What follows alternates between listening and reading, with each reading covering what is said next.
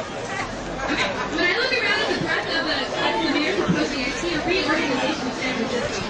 San Francisco is a city where residents use and rely on public health facilities, rely on community-based organizations, and need nonprofit groups like us.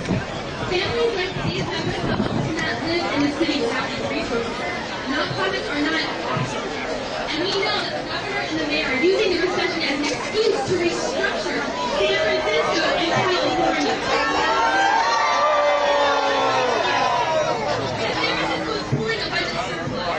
We must demand a good economic analysis of what's really going on. Because anti-poor people and anti-working family programs are being pushed by the very people who say that there's not enough money for our investment. So without further ado, I'm going to introduce one of our members. And Yolanda Impañas has been a member of Rebels for 2 years and is one of our great leaders. Beneficioso es el trabajo que hace la Voz Latina en el barrio de la Tenderloin. I want to explain to you the benefits of the work that La Voz Latina does in the Tenderloin. En mis 2 años como miembro de La Voz, he sido testigo de numerosos cambios que hemos logrado. In only 2 years of my membership at La Voz, I have seen so many changes that we as La Voz, a small organization, have won. Y además me ha ayudado a fortalecer mi voz y la de las demás mamás al tomar conocimiento de mis derechos. I also want to say that I have also learned how to have my own voice heard and make my own voice heard. And this has helped all of the mothers, the 65 members of La Voz Latina, to know their rights and to know how to enforce their rights. Mis derechos como inquilino, vecina, pero sobre todo para luchar por mis derechos como persona. I learned about my rights as a tenant, as a mom, but more than most, I learned about human rights, my rights as a human person. En nuestra organización no importa nuestro origen o estatus migratorio, ya que todas las personas que asistimos en nuestras reuniones nos vemos como una sola familia. In our organization, it doesn't matter who you are, where you come from, your immigration status. The only thing that matters is that you are part of our La Voz family and that we treat you like family. Por eso es muy importante que nuestra organización La Voz Latina siga proporcionando los servicios a nuestra comunidad. Gracias. For this reason, it is important that La Voz Latina still keeps existing, keeps providing the services that it does to our community. Thank you.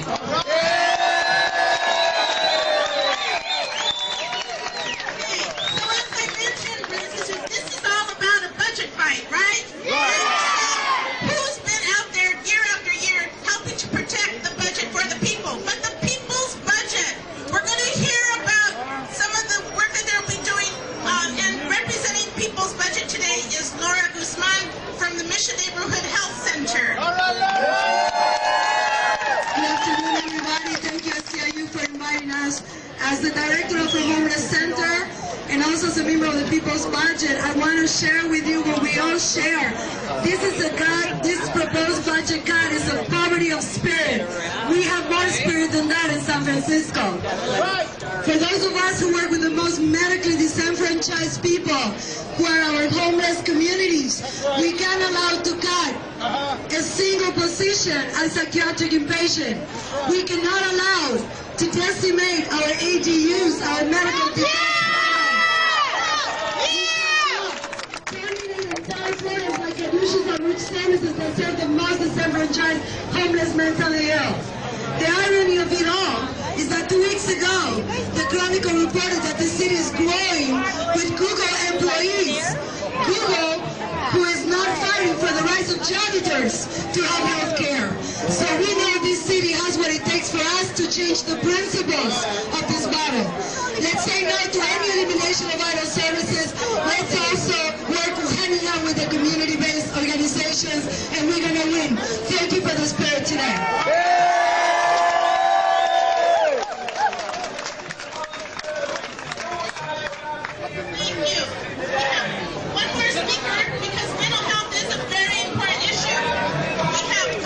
To speak on the mental health issue, and that is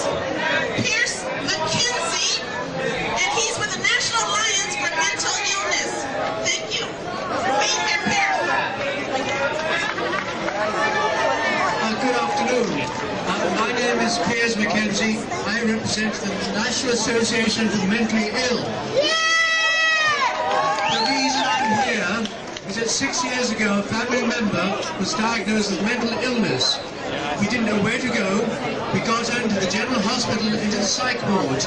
They tried to get rid of her after 36 hours, but she stayed. Then she was discharged into the mental health rehab facility next door. Now, a little history about that.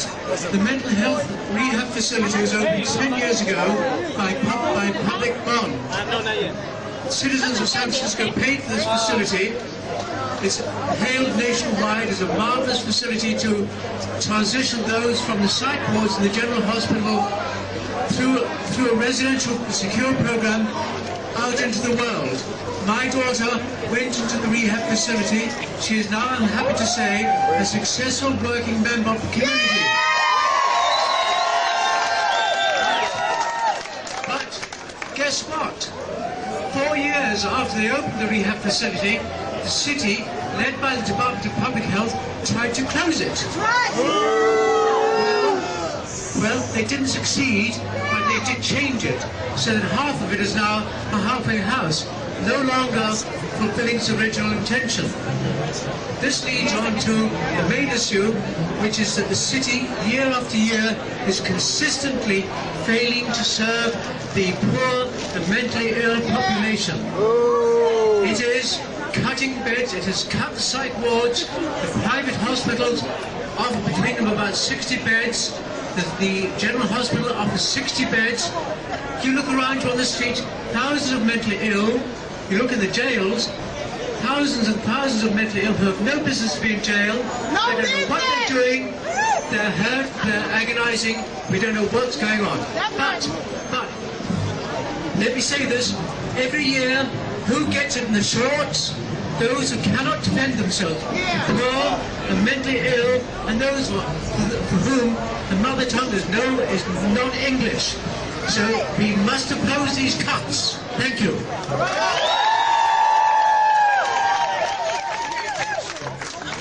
So as we're getting ready for our next little vignette here to demonstrate our seriousness about protecting the safety net, what I'd like to do is do a shout out to one of our school board members who is constantly with us. He's here at every rally that we have. He supports us wholeheartedly, and that's Eric Marr.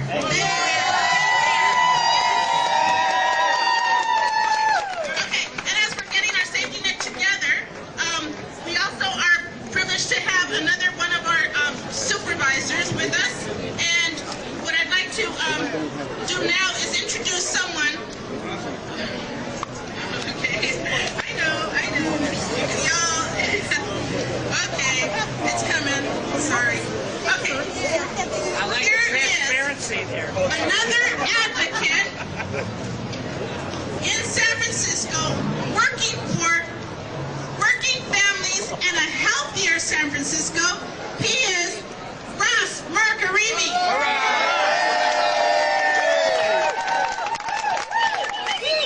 I just had to turn myself away from the budget committee right now, so I'm sorry I'm a little bit late, but I want you to know I wanted to be here. I'm here. I want you to know that the lines are drawn in the sand. There are no cuts as far as I'm concerned.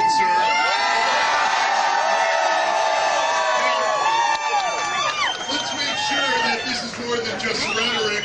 Let's make sure that this is more than just headline news or just another statement to shared like family here. We have to be bold. We have to declare the fact that there will not be any cuts to the working poor, to those people who we're trying to protect, to those vulnerable classes in San Francisco.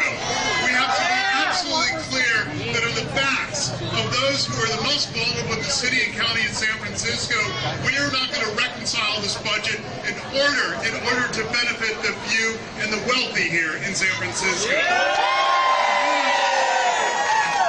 We have a growing population of poverty in San Francisco, and we have to be honest in recognizing this reality. It is not enough with the city with a progressive reputation such as ours to deny the very fact of how hard it is to live and be in San Francisco. It is absolutely incumbent upon us to fight very hard to draw this line so that it is a beachhead in protecting all of you, in protecting working men and women,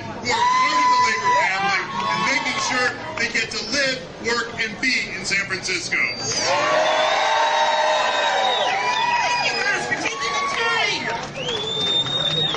Now, here we have a supervisor that we hope to see in a black judicial robe real soon. A supervisor that has always fought for service equity in San Francisco, Gerardo Sandoval. Thanks for being here. Are you kidding? I'm with business. All right. You know what? For 8 years, I have fought along with all of you to make sure that we preserve not only your jobs, but more importantly, your jobs, the services that you provide for all of San Francisco. For seniors, for kids, for the sick, etc., etc. And I'll be damned if we're going to let somebody in the last year of my term and Supervisor Amiano's term and Daley's and so forth and so on undo 8 years worth of hard work and 50 years of hard work on behalf of your union. It's just not going to happen.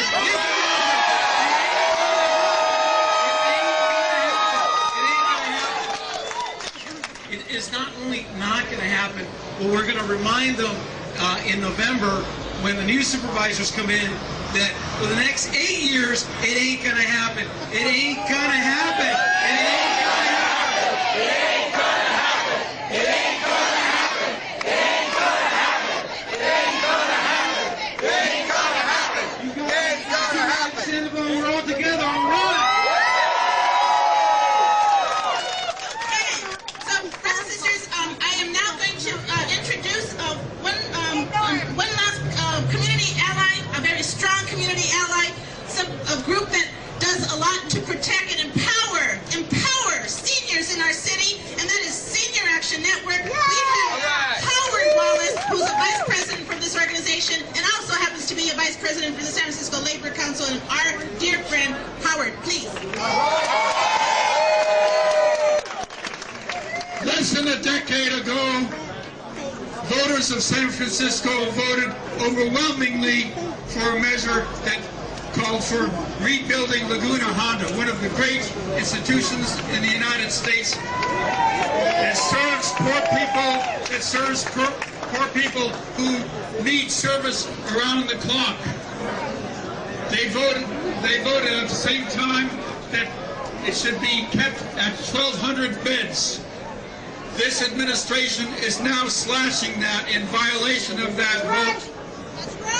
This administration is now getting rid of some of the people without adequate coverage, putting them in single hotels south of Market where there's inadequate elevators working, where there's sometimes drug dealing in the hallways and so on.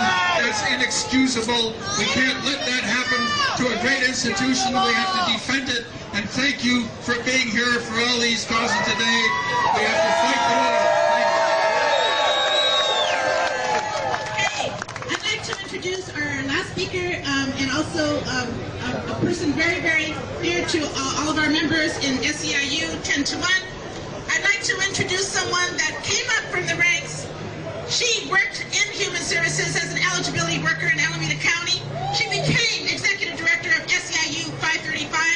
That union has now merged with 790 and UHW and others to form our now much more powerful SEIU 1021. And she is our president, Demita Davis Howard.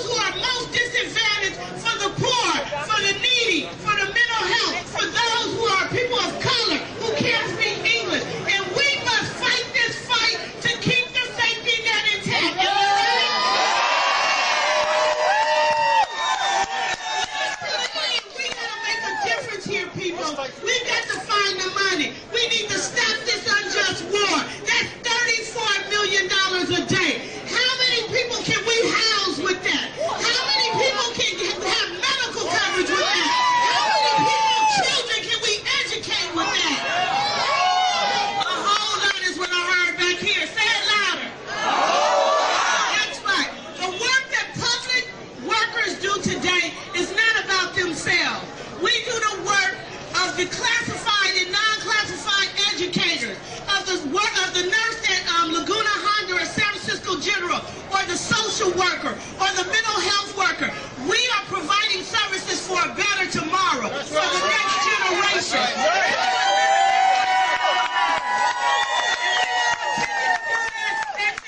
This union, SEIU, 10-1, and all over Northern California. So they want to do something with this safety net, Maria? Okay. So, if in fact we have cuts to education, what happens? If in fact we have cuts to health care, what happens? If in fact we have cuts to human services, what happens? If we have cuts to all vital services in San Francisco, what happens? Guess what? We aren't going to let it happen. Thank you. I talked earlier about an important date being June 1st. There's also another important date. That's June 3rd. That's when we get to go to the ballot and we get to vote for people that will support working families and much-needed services in San Francisco.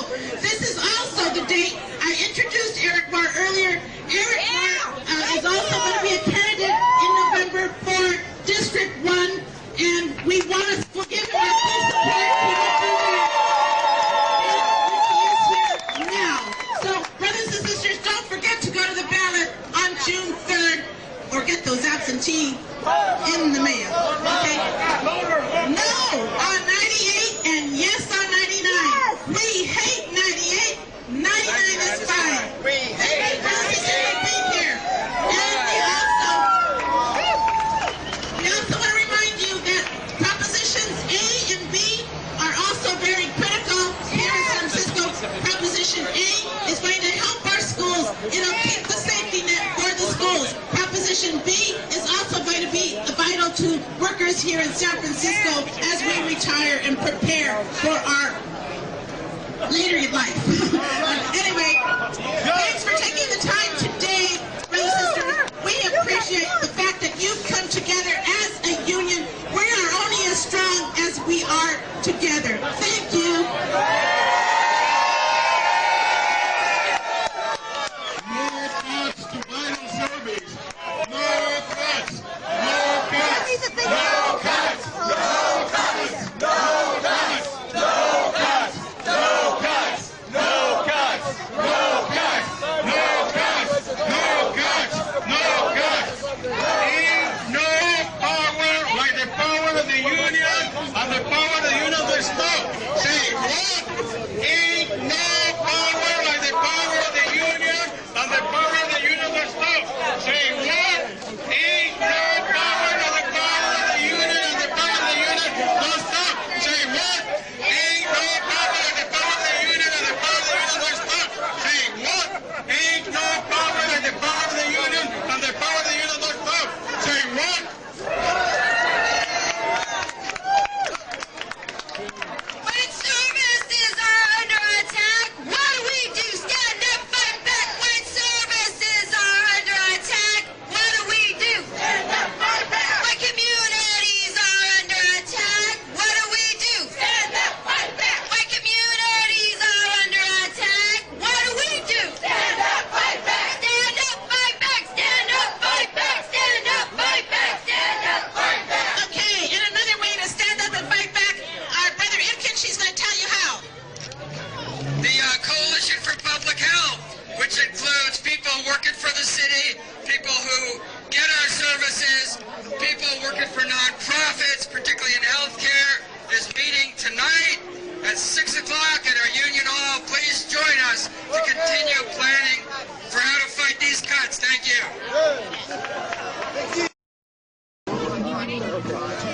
So, just about the budget cuts, we understand with all of the pressures and all of the cuts that are from the federal state government that the city feels like it has no other option but to cut services. But the thing about it is those services are still necessary. So just because you take the money away, you still have to provide for those people who are in need. What are we going to do? Turn our backs on these people? We can't do that. We need to be the city that stands up and fights back and demands that the state and the federal government give us the money that we need to provide these services that are not going away no more. Well, I'm Michael Lyon. I'm with the San Francisco Gray Panthers and Senior Action Network. And I'd like to talk a little about what People's Budget is. People's Budget has been around for probably more than a decade.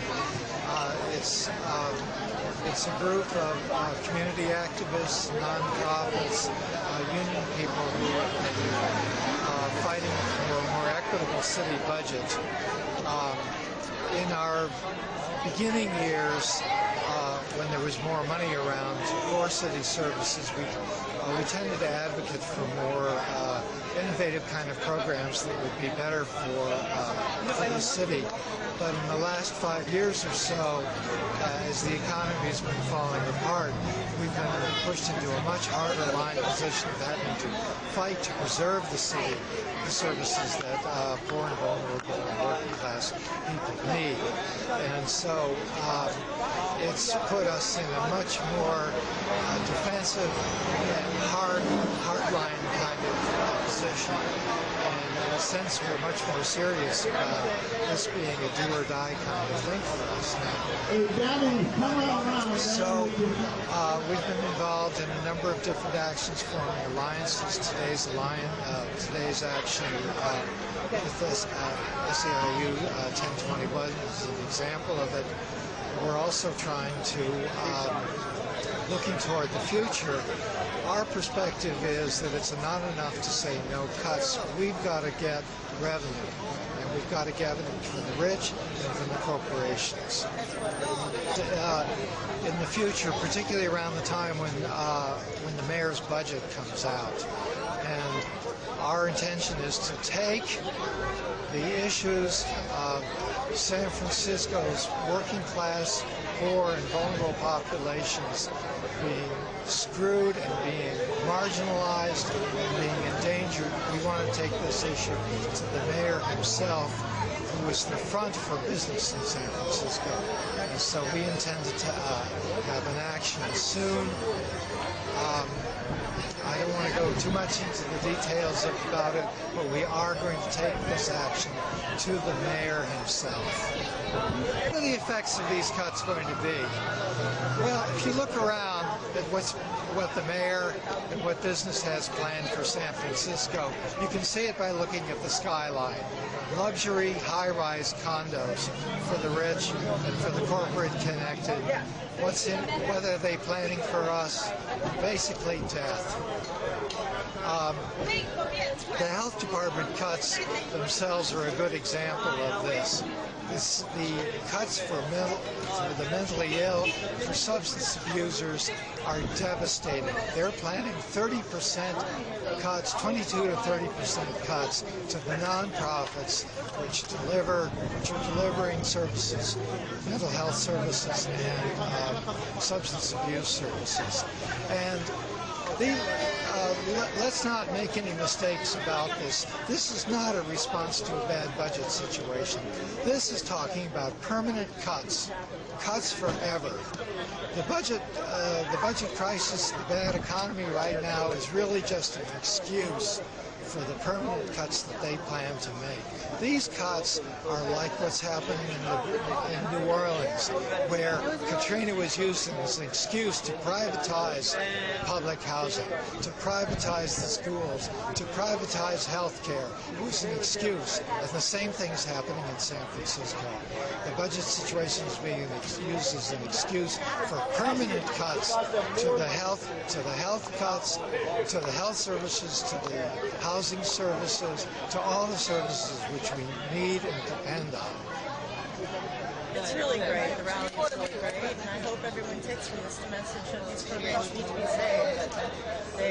I'm a client of Los House, and it's a long-term residential day treatment program getting out of psychiatric hospitals. Without these programs, there are going to be a lot more mentally ill homeless people on the streets, in the hospitals, in jails. Everyone needs to know that and contact City Hall to fight these budget cuts. I'm Karen Lindsay. I'm a client at Loso House. It's a long-term residential day treatment center. And I had been spending the last 6 months bouncing from the streets to the hospitals. Probably was going to die if I hadn't ended up in this program. So I want everybody to know that they need to contact City Hall and have them stop this budget act. We are the most vulnerable people in town, and a whole lot of mentally ill will be homeless again if these budget cuts go through. So it means everything in the world to me, being here at this rally. It means it's my life. It's a chance to be stable and live a productive life instead of a terrified one on the streets. So everyone, get active. Help us save our guts.